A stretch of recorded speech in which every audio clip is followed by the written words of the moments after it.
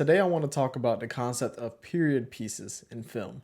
Now I'm kind of redefining the concept of a period piece in this video, or more so giving my own interpretation of what exactly that could mean. Now if you've ever seen One Night in Miami, directed by Regina King, an excellent film by the way, use that as a reference for this topic. One Night in Miami tells a fictional tale centered around this photo right here.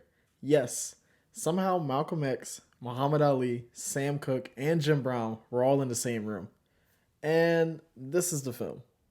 So the film centers around these four men, and they're all gathered together in a hotel room, just discussing how each of them should contribute to the civil rights movement, and also just talking about their current place in the fight for racial freedom and equality.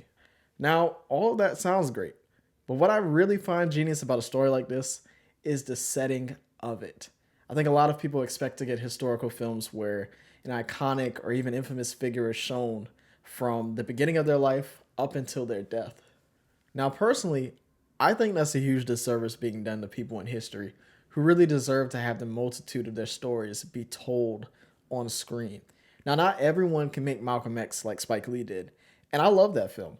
But even then, you really have to strap yourself in and prepare to watch it because it's almost 3.5 hours long.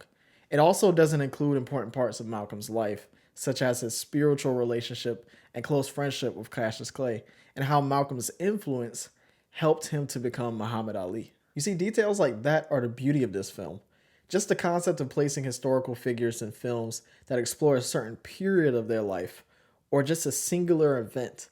That way, I feel that filmmakers are able to really treat them as characters and dive deep into what they stood for and give the audience just a more accurate picture of who they were.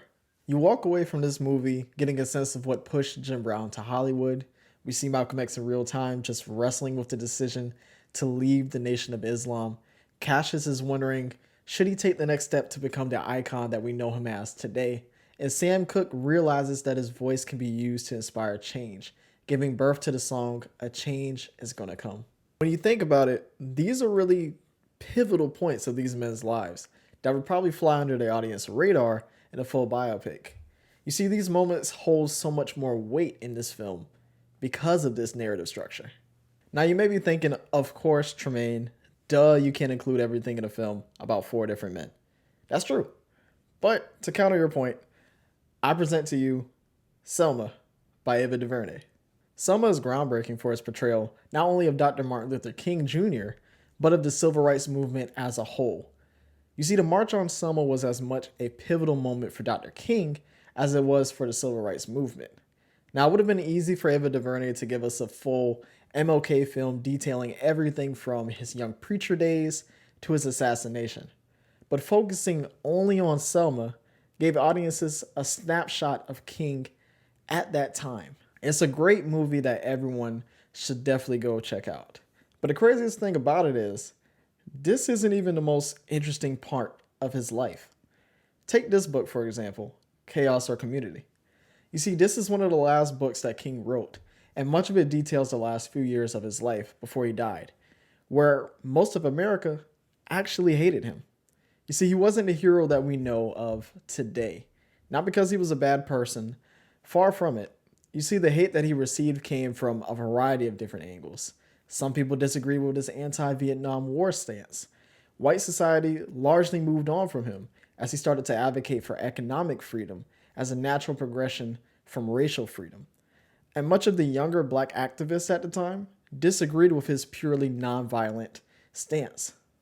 Just imagine this version of King on film. This is a MLK who felt that the hope he spoke of in his infamous "I Have a Dream" speech would ultimately lead his people going into a metaphorical burning house. I think the other thing that we've got to see is that these young people are saying that there must be a revolution of values in our country. As Jimmy Baldwin said on one occasion, what advantage is there in being integrated into a burning house? And I feel that there is a need for a revolution of values in America. Everything he knew and fought for was being turned on his head. He also spent a lot of time in urban areas like Chicago, living on the streets to really learn how racism operated in an urban environment just far outside of the South. He even felt that the North was more racially dangerous for black people than the South was because of the economic conditions. Imagine a film like that, one that really deep dives into a king that most people have no clue about. I'd like to see more filmmakers take that route in storytelling, and I feel that it's becoming more and more of a trend. But, what do you guys think? Is this the best way to tell the story of historical figures? Comment below and don't forget to like, subscribe, and share the video. And I'll see you on the next one.